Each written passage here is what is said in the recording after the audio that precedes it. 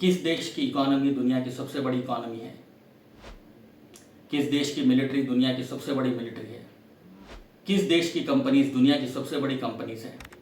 अगर हम इन सवालों के जवाब ढूंढने बैठें तो जवाब सिर्फ एक है, वो है अमेरिका, अमेरिका, अमेरिका।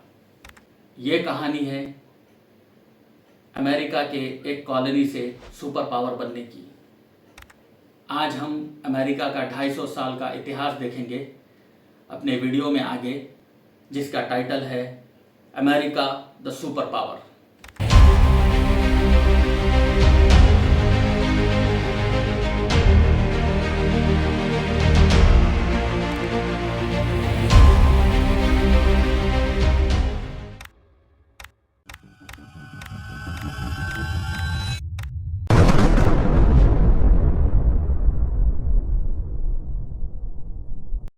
एक इटालियन एक्सप्लोरर निकलता है इंडिया डिस्कवर करने के लिए और गलती से वो कैरिबियन आइलैंड्स पहुंच जाता है।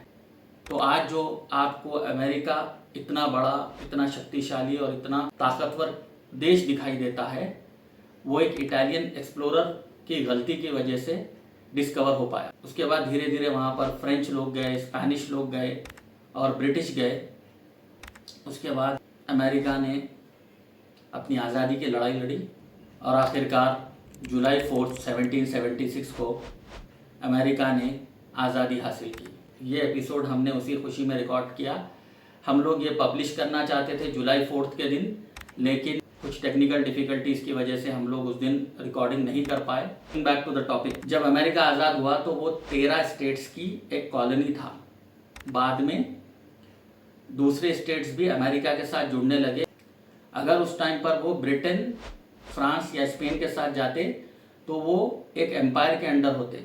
और अमेरिका एक नया कॉन्सेप्ट लेके आया था, वो था equality for all human beings, freedom for all, liberalism. America democracy का कॉन्सेप्ट लेकर आया था। तो उन्होंने सोचा कि हम एक एम्पायर के साथ जुड़ने के बजाय एक डेमोक्रेसी के साथ जुड़े। तो इस तरह से दूसरे अलग अलग स्टेट्स अमेरिका के साथ जुड़ने लगे। फिर उसके बाद टेक्सास ने अपनी लड़ाई लड़ी मेक्सिको से, वो आज़ाद हो गया, लेकिन उसको बार बार मेक्सिको से ख़तरा लग रहा था। उसने भी अपनी भलाई इसी में सोची कि अगर वो अलग से स्टेट रहेगा तो कभी भी मेक्सिको उस पर कब्जा कर सकता है, वो ऑक्यूपाई कर सकता है। तो उसने भी अमेरिका के साथ अपने आप को मिलाना ठीक समझा। फिर थोड़े दिन के बाद अमेरिका ने अलास्का रशिया से ख़रीदा। फिर उसके बाद अमेरिका ने हवाई पर हमला किया। हवाई आइलैंड जो है अमेरिका से बहुत ज़्यादा दूर है, पैसिफिक ओशन के बीच में है, लेकिन अमेरिका ने उसको भी अपना स्टेट बना लिया। इसी तरह बाद में अमेरिका ने फिलीपींस स्पेन से ख़रीदा, लेकिन 1948 में फिलीपींस को आज़ादी मिल गई। 19वीं सेंचुरी आते आते अमेरिका अपनी आज की शक्ल में आ चुका था। आज जो मेनलैंड यूएस आप देखते हैं, उस लेवल तक अमेरिका आ चुका था। ये अब अमेरिका इतना आगे बढ़ा कैसे? सबसे बड़ा दुनिया में टर्निंग पॉइंट कब आया? टर्निंग पॉइंट आया सेकेंड वर्ल्ड वॉर के टाइम। और फिर पर्ल हार्बर का अटैक हुआ जापान के थ्रू, हिरोशिमा नागासाकी पर बॉम्ब किया। तो जब हिरोशिमा नागासाकी पर 6 और 9 अगस्त को हमला हुआ, उस दिन से न्यू वर्ल्ड ऑर्डर कायम हो गया। अमेरिका का सिक्का बोलने लगा। और जब दुनिया संभल कर चल रही थी, उस वक्त अमेरिका ने चांद पर कदम रखा। 1969 में अमेरिका चांद पर पहुंच गया। मेन फैक्टर्स क्या है अमेरिका के डेवलपमेंट में? 250 साल में कॉलोनी से लेकर सुपर पावर अमेरिका कैसे बना? सबसे पहला फैक्टर है अमेरिका को ज्योग्राफिकल एडवांटेज बहुत ज़्यादा मिला। एक तरफ अटलांटिक ओशन है, एक तरफ पैसिफिक ओशन है। उन ओशंस को पार करके किसी और कंट्री को अमेरिका पर अगर हमला करना होगा तो 8 से 9 घंटे लगेंगे। तो ये दूरी की वजह से अमेरिका हमेशा से सेफ रहा है। दूसरी वजह है अमेरिका के ग्रास लैंड्स है, ज़्यादा जंगल नहीं है, तो खेती करने के लिए ज़्यादा उपजाऊ ज़मीन है, उसकी प्रोडक्टिविटी बहुत ज़्यादा अच्छी है। इस वजह से अमेरिका को कभी खाने की कमी नहीं हुई, इसीलिए अमेरिका इतना आगे बढ़ सका। ये सच है कि रशिया और कनाडा अमेरिका से बड़े हैं, लेकिन उन दोनों की ज़मीन जो है बर्फ़ में है, ज़्यादातर बर्फ से ढकी है। अमेरिका और चाइना को ये एडवांटेज है कि इनकी ज़मीन उपजाऊ ज़मीन है, थोड़ी टेम्परेट है, थोड़ी ट्रॉपिकल है। और एक वजह है अमेरिका की पॉलिटिकल स्टेबिलिटी। वहाँ पर 4 साल के लिए गवर्नमेंट सेलेक्ट होती है, वो इश्यूज़ पर काम करती है, सरकार बहुत ही ज़्यादा मजबूत है। तीसरी वजह है अमेरिका के तरक्की का कारण immigration. America is the land of settlers. तो जो बेस्ट माइंड्स है ना वर्ल्ड में, उसको अमेरिका पिक करता है। इंडस्ट्रियल रेवोल्यूशन भी एक अमेरिका के डेवलपमेंट में बहुत बड़ा फैक्टर है।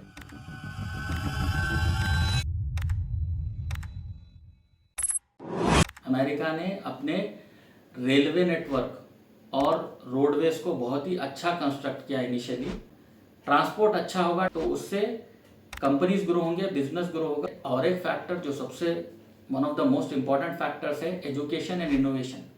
जैसा आप सबको पता है यूके में ऑक्सफोर्ड और कैम्ब्रिज है, उसी तरह अमेरिका में हार्वर्ड और एमआईटी, ये बहुत बड़े यूनिवर्सिटीज़ है। यहाँ पर पढ़ने के लिए हर साल लाखों इंटरनेशनल स्टूडेंट्स आते हैं।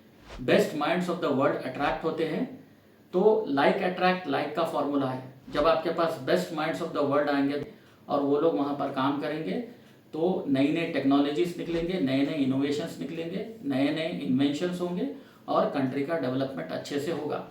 जैसा कि बड़ी बड़ी कंपनीज के हेडक्वार्टर्स गूगल है, अमेजॉन है, फेसबुक है, एप्पल है और IBM है, डेलॉयट है, इन सब के हेडक्वार्टर्स आपको अमेरिका में ही मिलेंगे। टेस्ला है, स्पेसएक्स है, you name it you have it. इतने ब्रांड्स हैं अमेरिका में। America is a land of opportunity. मैं टाइम मैनेजमेंट में एक पॉडकास्ट सुनता था, उसमें कहा जाता था कि अगर गेट्स खोल दी जाएं बॉर्डर की तो सबसे ज़्यादा लोग अमेरिका आना पसंद करेंगे। क्यों? क्योंकि अमेरिका में जितने अपॉर्चुनिटीज़ है, जितने मौके हैं, दुनिया में कहीं भी नहीं है। और एक चीज़ अमेरिका के लिए इम्पॉर्टेंट ये है कि अमेरिका वर्ल्ड की ऑयल इकोनॉमिक्स पर रूल करता है। चाइना है, इंडिया है, जहाँ पर ऑयल नहीं होता, वहाँ पर ऑयल की कंजम्पशन बहुत ज़्यादा है। उसमें अगर कोई भी कंट्री सऊदी अरेबिया जाता है अपने करेंसी में पे करेंगे तो सऊदी अरेबिया मना कर देगा। सऊदी अरेबिया कहेगा कि जब तक डॉलर में पेमेंट नहीं होता तब तक मैं आपको ऑयल नहीं दे सकता। इसको कहते हैं पेट्रो डॉलर इकोनॉमी। तो जो ब्राइटेस्ट और शार्पेस्ट माइंड्स हैं जो अमेरिका में बैठे हुए हैं, जिनको पता है दुनिया को कैसे कंट्रोल करना है, वो लोग एक चीज़ जानते हैं कि किसी भी इंसान को एक जगह से दूसरी जगह जाने के लिए ट्रांसपोर्ट की ज़रूरत पड़ेगी। ट्रांसपोर्ट के लिए उसको गाड़ी चाहिए, गाड़ी में उसको पेट्रोल डालना होगा, क्योंकि कितनी भी टेक्नोलॉजी एडवांस्ड हो जाओ, इलेक्ट्रिक गाड़ी अभी भी उतनी पावरफुल नहीं है। तो पेट्रोल या डीजल इस्तेमाल करने के लिए उसको ऑयल की ज़रूरत पड़ेगी। चाइना और इंडिया ये पॉपुलेशन के हिसाब से बहुत बड़े कंट्रीज है। इंडिया वर्ल्ड का सबसे ज़्यादा पॉपुलेटेड कंट्री है, चाइना सेकंड है। इनकी मजबूरी ये है कि इनके पास ऑयल नहीं है, तो ये जब भी सऊदी से ख़रीदने जाएंगे, सऊदी बोलेगा आप युआन या रुपी में ऑयल नहीं ख़रीद सकते, आपको ऑयल चाहिए तो आप डॉलर में पेमेंट करना होगा। तो उनको डॉलर चाहिए, डॉलर के लिए वो अमेरिका के पास जाएंगे। अमेरिका को चाइना और इंडिया अच्छे अगर गुड्स और सर्विसेज देंगे तो उसके बदले अमेरिका चाइना और इंडिया को डॉलर्स देगा और उन डॉलरों से वो लोग ऑयल ख़रीद कर अपनी इकोनॉमी रन कर सकेंगे। तो ये है सारा ऑयल इकोनॉमी का खेल। अमेरिका के लिए चाइना मैन्युफैक्चरिंग हब है, अमेरिका के लिए इंडिया बैक ऑफिस या कॉल सेंटर है और अमेरिका के लिए सऊदी अरेबिया ऑयल रिजर्व है। कहा यह भी जाता है कि दुनिया में कहीं भी फाइनेंशियल एक्टिविटी अगर होती है तो उसमें अमेरिका का शेयर होता है।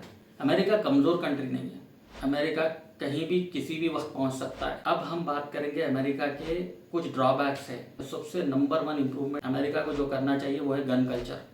अमेरिका में गन कल्चर की वजह से वहाँ का खुद का सिटीज़न वहाँ की एलीज में, वहाँ के मॉल्स में, वहाँ के स्ट्रीट्स में, वहाँ के रोड्स पर अपने आप को सेफ नहीं समझता। आए दिन मास शूटिंग्स होते हैं। तो second amendment right to gun, उसकी भी अपनी जगह अहमियत है। राइट टू सेफ्टी ज़रूरी है, लेकिन राइट टू लाइफ उससे ज़्यादा इम्पॉर्टेंट है।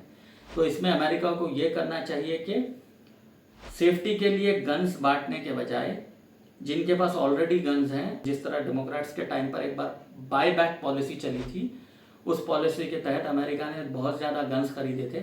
इस तरह अगर गन्स खरीद लेंगे तो ये गन कल्चर अमेरिका में ख़त्म हो जाएगा। दूसरी चीज़ है ड्रग कल्चर। अलग अलग कंट्रीज से, चाइना से, मेक्सिको से टनल्स के ज़रिए ड्रग्स पहुंचाए जाते हैं, जिसकी वजह से एक अमेरिका की जो यूथ है, जो यंग पॉपुलेशन है, वो ड्रग एडिक्शन में है। तो अमेरिका को चाहिए कि जितने हो सके स्ट्रिक्ट लॉ लाकर ड्रग यूज़ और ड्रग कल्चर को रोकना चाहिए। अब रही बात होमलेसनेस की, अमेरिका में लोग ज़्यादा हैं, घर कम है। सबसे ज़्यादा होमलेस कैलिफोर्निया में है, उसके बाद आपको न्यूयॉर्क में होमलेस मिलेंगे। अमेरिका को एक ऐसा सिस्टम बनाना चाहिए जहाँ पर सिटीज़ को एक्सपैंड करना होगा और ज़्यादा से ज़्यादा लोगों को नए नए घर, नए नए सोसाइटीज़ बनाकर अकोमोडेट करना होगा। दुनिया की नज़र में अमेरिका एक सुपर पावर है, लेकिन वहाँ पर गन कल्चर, ड्रग कल्चर और होमलेसनेस ये अमेरिका को दीमक की तरह खा रहा है अंदर से। तो इस पर अमेरिका की गवर्नमेंट, जो कि दुनिया की सबसे पावरफुल गवर्नमेंट है, उसको काम करना चाहिए। अमेरिका कौन नहीं जाना चाहता, दुनिया के हर कंट्री से लोग अमेरिका जाना चाहते हैं। वहाँ पर खाना भी बहुत ही नंबर 1 क्वालिटी का मिलता है। वहाँ के एक अंडे में 20 अंडे की ताकत होती है। वहाँ के पानी में शहद की तरह मज़ा है। वहाँ की हवा बहुत ज़्यादा साफ़ है। अगर कोई शिप में नकली माल होता है, मटेरियल होता है, तो वो पूरी शिप ही डुबा देते हैं, वो पूरी कंपनी को सीज कर देते हैं। अगर रेस्टोरेंट गंदगी से खाना बनाता है तो वो रेस्टोरेंट का लाइसेंस कैंसिल हो जाता है। तो अमेरिका हाइजीन और सेफ्टी के मेजर्स को बहुत सीरियसली लेता है और वहाँ पर हवा में भी कुछ ऐसे केमिकल छोड़े जाते हैं जिसकी वजह से हवा हमेशा ताज़ी रहती है और लोग अच्छा फील करते हैं। तो ये थी अमेरिका के बारे में जानकारी। तो मिलते हैं अगले वीडियो में, तब तक के लिए take care, thank you, bye bye and have a good one.